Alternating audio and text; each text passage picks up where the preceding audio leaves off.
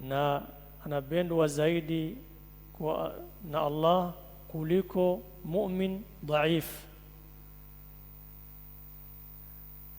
Na katika wote wa fi kullin khair, na katika wote dhaifu na qawi kuna khairi.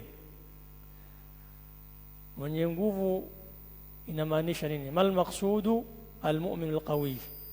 Almaqsudu bilquwa huna quwwatu al-imani wathiqati billah, quwwatu al-ibada wat-ta'a, quwwatu ash-shakhsiyya was-sabr.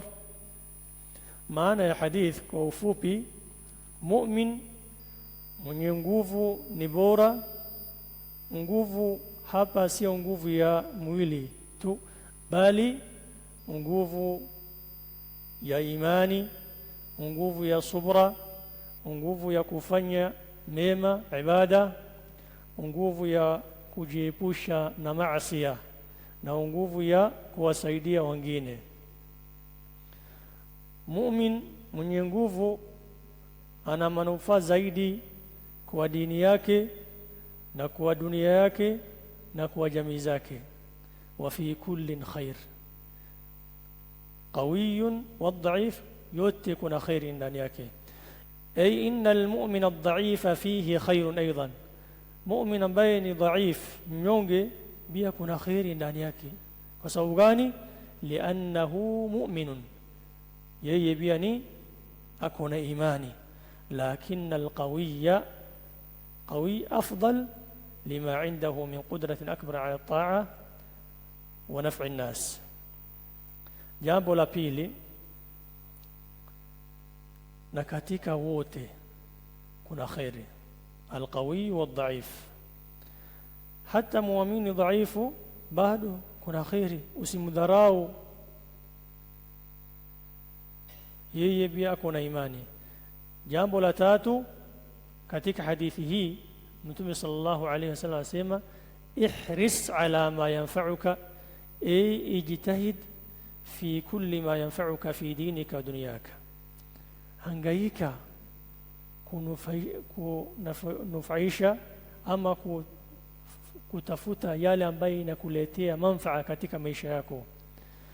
Fanya ijtihada katika mambo yenye faida katika dini yako na dunia yako, kama kusoma elimu ya dini na elimu zingine, na kufanya ibada na kutafuta riziki ya halali na kuwasaidia wengine.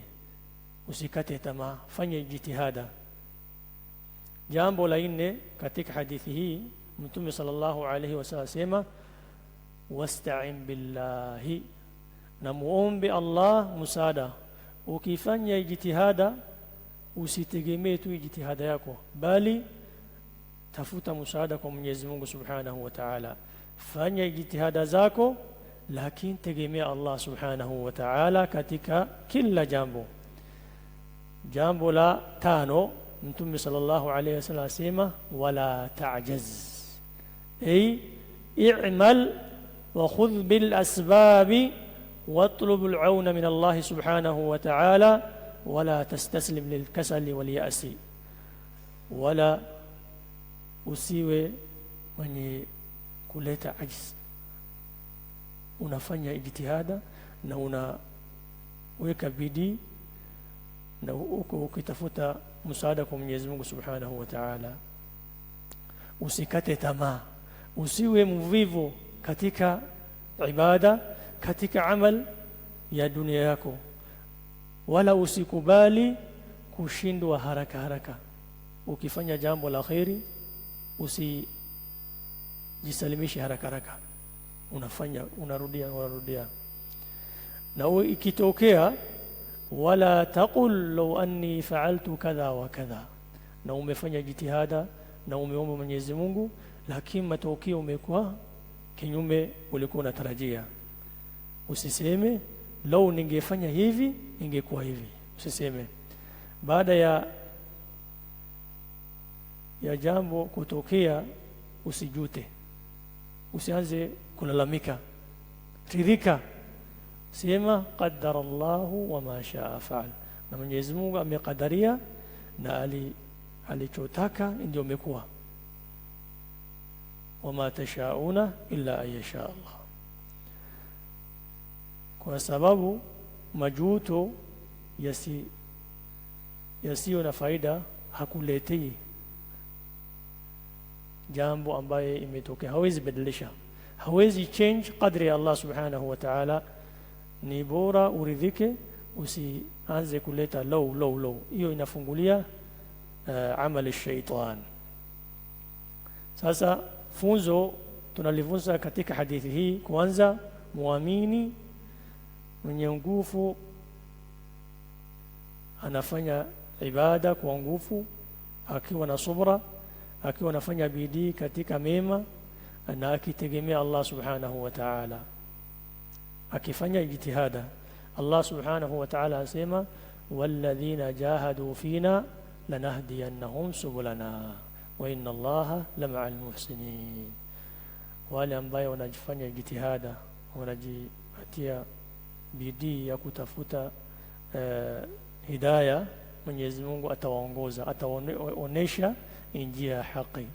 Na Allah subhanahu wa ta'ala ako pamoja na wale wanafanya wema. Kwa hivyo unafanya jitihada na uko unaongeza dua na unategemea Allah subhanahu wa ta'ala, na matokeo isikubatie wasiwasi. Matokeo Allah subhanahu wa ta'ala ndio anajua khairi yako iko upande gani na kitu gani mzuri kwako na kitu gani mbaya kwako. Lakini sisi kama Waislamu tunafaa tuombe na tufanye jitihada. Mwenyezi Mungu subhanahu wa ta'ala atujalie min alladhina yastami'una alqawla fayattabi'una ahsana, innahu waliyyu dhalika wal qadiru alayhi. Wa sallallahu wa sallama ala nabiyyina Muhammad wa ala alihi wa sahbihi wa sallam. Subhanakallahumma wa bihamdika ashhadu an la ilaha illa anta nastaghfiruka wa natubu ilayk.